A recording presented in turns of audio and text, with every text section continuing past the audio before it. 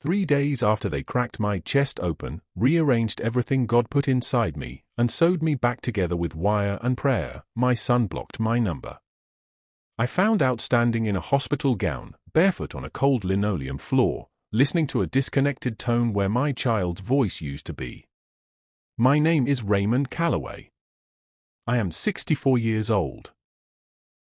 I spent 41 years working construction in Columbus, Ohio, building other people's houses with my bare hands while my own home slowly emptied of everything that mattered. My wife Pauline left when our son Derek was 9. She remarried a man in Phoenix and sent Christmas cards every year until she didn't. Derek stayed with me. I raised him alone on a foreman's salary, packed his lunches, attended every school event, co-signed his college loans, and handed him my truck the day he graduated because I wanted him to start his adult life without the weight I had carried through mine. He became a pharmaceutical sales manager in Cincinnati. Nice apartment. Company car. A fiancée named Vanessa who wore expensive shoes and looked at me the way people look at furniture that doesn't match the room.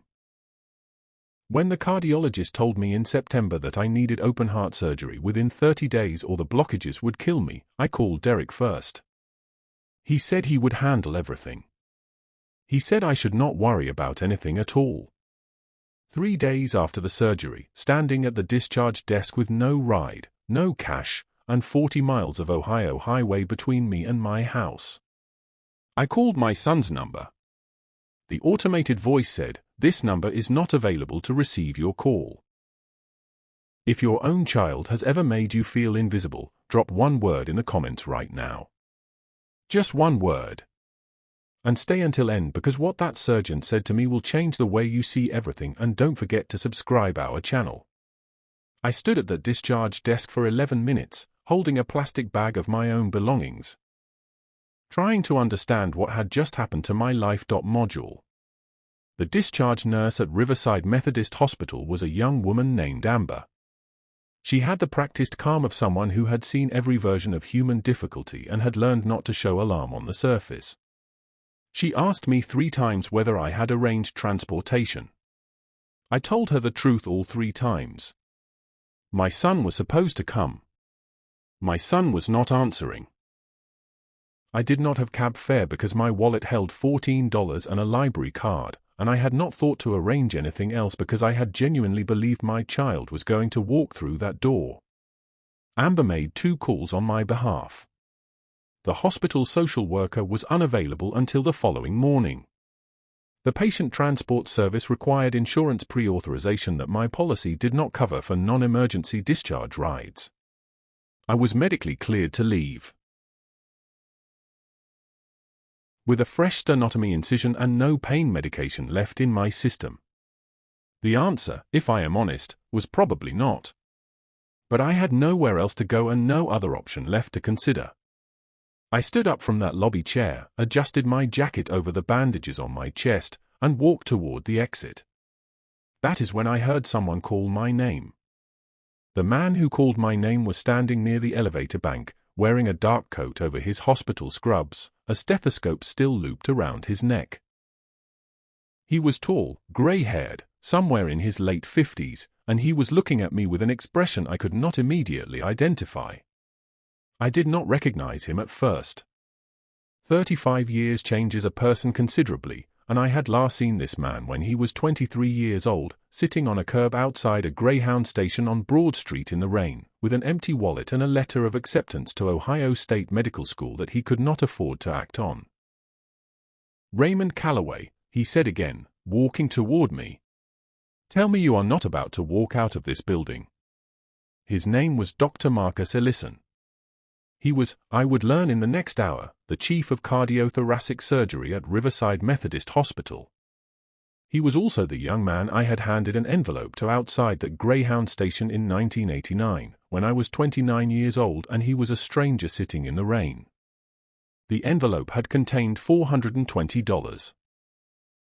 Every dollar of overtime I had saved over 6 weeks, which I had been planning to use toward a used truck transmission. I gave it to him because he told me the story of that medical school letter, and because something in the way he told it made it impossible for me to keep walking. I had never expected to see him again. I had never told anyone about the envelope. I had, truthfully, forgotten the specific details of his face within a year. Life had continued, the way life does, covering old moments under the weight of new ones. I operated on you Tuesday morning, Dr. Ellison said, stopping in front of me. Raymond, I saw your name on the surgical schedule and I could not believe it. Where is your family? Where is your ride home? I looked at this man, this surgeon, this chief of cardiothoracic surgery, and I told him the exact truth because I was too exhausted and too broken to construct anything more comfortable. My son blocked my number, I said. I have $14 and no ride. Marcus Ellison stood very still for a long moment. Then he said something that stopped every thought in my head completely cold. He did not say he was sorry. He did not offer me a taxi voucher or a social worker's business card. Dr. Marcus Ellison looked at me in that hospital lobby with 35 years of something I cannot fully name moving across his face, and he said 7 words. You are coming home with me tonight. I told him immediately and firmly that I could not do that. I told him I did not accept charity. I told him it was too much. I used every version of polite refusal I had practiced across a lifetime of being a man who did not ask for things, and he listened to all of it with complete patience and then simply said, Raymond, you handed a stranger $420 in the rain so that stranger could become a doctor. You did not ask for anything in return. You did not leave a name or a phone number. I spent 15 years wondering who you were and whether I would ever have the chance to tell you what that envelope meant. He paused for exactly one breath. You are not walking 40 miles with wire sutures in your sternum. That is not something I am willing to allow. I stood there in that lobby and felt something crack open inside my chest that had nothing to do with the surgical incision. I had kept that moment in 1989 in a very small, very quiet part of myself for a long time. I had never spoken of it. I had half convinced myself over the years that it had not mattered much, because nothing visibly changed in my own life as a result of it. Dr. Ellison made 2 brief phone calls while I stood beside him. Then he guided me toward the parking structure with the specific, careful attention of a man who understood precisely what my chest could and could not tolerate. His car was a silver Mercedes sedan. His house, I would discover 40 minutes later on the eastern edge of Dublin, Ohio, was not a house in any sense of the word I had previously used that word. It was a mansion. 12 rooms. A guest suite with a bathroom larger than my entire bedroom at home. Fresh flowers on the nightstand. Towels that had never been used. He showed me to the room, told me dinner would be ready in 1 hour, and left me alone. I sat on the edge of that bed for a very long time, staring at my own hands. While I was sitting in the guest suite, my phone buzzed once. It was not Derek. It was a notification from my bank. And what it showed me made my hands go completely still. Derek was listed as an emergency contact on my primary checking account. I had added him 4 years ago at the bank's suggestion, in case I was ever incapacitated and bills needed to be managed. I had trusted him completely. That trust, it turned out, had a specific dollar amount attached to it. The bank notification showed a withdrawal of $3,200 from my account, processed that morning at 9:17 a.m., while I was sitting in the hospital lobby trying to reach my son on a blocked number. The withdrawal had been made at a branch in Cincinnati, 60 miles away. My account balance currently read $14.31, which was, not coincidentally, consistent with the $14 I had found in my wallet. I sat on the edge of the guest bed for a long time without moving. The fresh flowers on the nightstand smelled like something I could not name. Outside the window, the Dublin neighborhood was perfectly quiet in the way that expensive neighborhoods are quiet, deliberately, architecturally, thoroughly insulated from anything difficult. My son had waited until I was in surgery. He had driven to my bank branch while I was on a table with my chest open. He had withdrawn everything available under his emergency authorization and driven back to Cincinnati. And then he had blocked my number so that the first voice I heard when I woke up would not be his. I thought about every sacrifice I had made for this specific human being. The double shifts. The forfeited vacations. The truck I handed him on graduation day. The co-signed loans that had taken 3 years to pay off after he changed career directions and stopped contributing to them. I thought about the way he used to call me every Sunday morning without fail, until Vanessa came into his life and the calls became every other week, then monthly, then occasional, then silent. I thought about the last time I had heard his voice say the word Dad without some version of impatience underneath it. I could not remember exactly when that had been. That fact alone was its own specific kind of devastation. I went downstairs for dinner. Marcus Ellison had cooked himself. And what he told me over that meal changed the entire shape of what came next. The dining room table was long enough for 12 people and set for 2. Dr. Ellison had made chicken and roasted vegetables and cornbread, the kind of meal that does not come from a cookbook but from memory. He poured iced tea and sat across from me, and for a while we simply ate without speaking, which felt unexpectedly comfortable for 2 men who had spent 35 years as strangers. "Tell me about your son," he said eventually. I told him. All of it. The raised-alone years, the college loans, the truck, the gradual withdrawal, the blocked number, the bank account drained while I lay in surgery. I told it the way a man tells a story he has been carrying too long, without drama, without performance, just the plain consecutive facts of it. Marcus listened without interrupting. When I finished, he was quiet for a moment, looking at his plate. "My father abandoned me when I was 11, he said. Just left. No explanation. My mother worked 2 jobs and we were still always one missed paycheck from losing the apartment. That is why I was at that Greyhound station in 1989. I was coming back from a financial aid office that had just told me in person that my scholarship application had been denied. I had $32 and a letter that felt like a joke." He looked at me directly across that long table. "The envelope you gave me, I used 200 of it for the first month's room deposit near campus. I used the rest for food for 6 weeks while I found work-study hours. That envelope was the precise margin between me becoming a surgeon and me going back to Dayton and working the warehouse job my uncle had offered me. I had not known any of that. I had assumed the money helped somewhat. I had not understood that it had been the exact hinge point of a man's entire life. I prayed for years that God would let me find you," Marcus said quietly. "And then your name appeared on my surgical schedule in September." He refilled my glass without asking.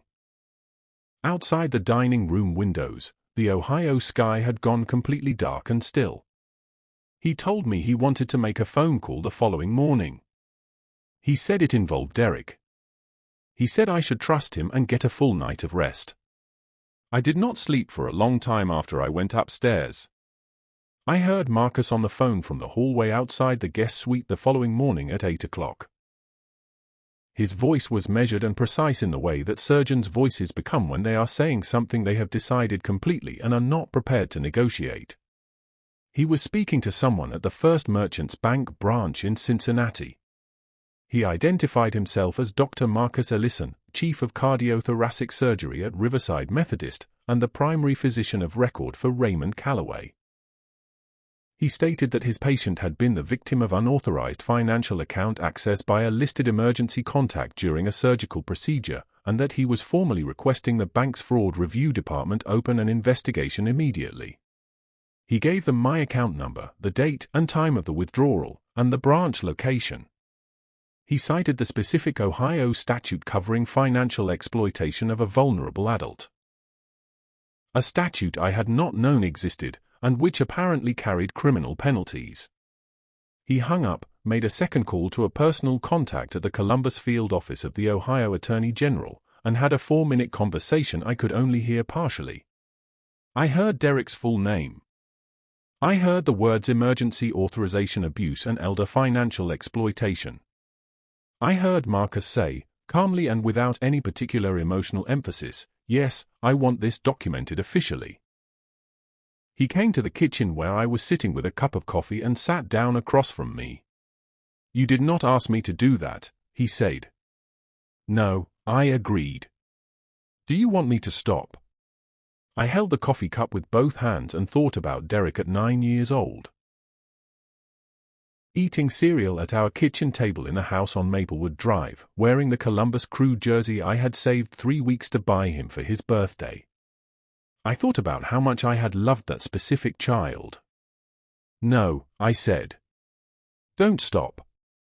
That same afternoon, Marcus drove me to my house to collect medication and clothing. What we found inside my house when we arrived was something neither of us had anticipated at all. My house key still worked. The lock had not been changed. But the inside of the house told a story that the outside gave no warning about whatsoever. Derek had a spare key. He had possessed it for 6 years, given to him for emergencies in the same spirit as the bank authorization, out of trust, out of a father's belief that the word emergency meant something reliable and shared between them. The house had been accessed. The evidence was not dramatic, no ransacked rooms, no broken furniture. It was subtler and in some ways worse than that. My filing cabinet in the second bedroom, where I kept every important document of my adult life, had been opened and partially cleared. My original Social Security card was gone. My birth certificate was gone. The deed to the house, which I had paid off in full 8 years ago, was missing from its folder. My medication cabinet in the bathroom had been opened and the prescription bottle sorted. The OxyContin from a dental procedure 2 years prior. A prescription I had never used, still sealed, was gone from the back of the shelf. On my kitchen counter sat a single sheet of paper. It was a typed letter. No salutation. No signature. It read, "Dad, the house needs to go. I have found a buyer. You will be more comfortable somewhere smaller. I have the documents that make this possible. I will be in touch when the time is right." I read that letter 3 times standing in my own kitchen while Marcus stood quietly behind me. My son was attempting to sell my paid-off house without my consent, using documents he had taken while I was recovering from open-heart surgery in a hospital bed. He had taken my identification. He had taken the deed. He had taken the only prescription in my possession with any resale value, which told me something about the financial desperation that had driven all of this. "Raymond," Marcus said from behind me. "We need to call my attorney right now." I folded the letter carefully and put it in my jacket pocket. Evidence. The attorney Marcus called was not a general practice lawyer. He was a man who specialized in exactly one area of Ohio law. And when Marcus explained the full situation, the attorney said 4 words that I held onto for the next 72 hours. The attorney's 4 words were, "This is very serious." He said them without alarm, with the flat professional certainty of a man who had assessed a situation completely and reached a conclusion. He said Derek had potentially committed 3 separate criminal offenses under Ohio law: financial exploitation of a vulnerable adult, identity document theft, and attempted fraudulent property transfer. He said the word potentially because investigations required process. He said the word seriously because the facts as presented were not ambiguous. Marcus's attorney filed an emergency injunction that Thursday to freeze any property transfer attempts on my home's deed. The injunction was granted within 4 hours, because the deed was still legally and solely in my name and Derek had no legal standing to transfer it regardless of what documents he had removed from my filing cabinet. On Friday morning at 7:43 a.m., my phone rang. I had changed the number the previous afternoon. The call came from a Cincinnati area code I did not recognize. I answered it. "Dad." Derek's voice came through tight and controlled in the way voices become when a person is frightened but unwilling to show it completely. "I need to talk to you." "I am listening," I said. "I have gotten into some serious financial trouble." Vanessa and we owe money to people who are not patient about it. I panicked. I know what I did was wrong. I need you to tell the bank and the attorney to back off so we can talk about this privately as a family. I sat with those words for a long moment. As a family. After the blocked number. After the drained account. After the missing deed and the letter on my kitchen counter. After 40 miles of highway, I had been prepared to walk with wire sutures in my chest. After all of that, as a family. Derek, I said slowly. You are going to need your own attorney. A good one. And whatever comes next is going to come through the legal process, not through a private conversation. That is the only thing I have left to say to you today. He was quiet for a long moment. Then, I did not think you would actually do anything about it, he said. The words came out with a genuine confusion that was somehow more devastating than anger would have been. He had counted on my forgiveness as a resource he could spend without limit and without consequence. And I had spent 64 years proving him right about that. Until now. The investigation took 11 weeks. I did not rush it. I did not interfere with it. I spent those 11 weeks recovering in Marcus Ellison's guest suite, which he insisted on with a quiet, absolute firmness that eventually I stopped arguing against. My chest healed. Slowly, then steadily, then completely enough that I could walk 2 miles in the morning without stopping, which the cardiologist called remarkable for my age and presentation. Marcus walked with me sometimes, early, before his hospital rounds. We talked about everything and nothing, construction and medicine, Ohio winters, the specific loneliness of raising a child alone, the particular weight of debts that have nothing to do with money.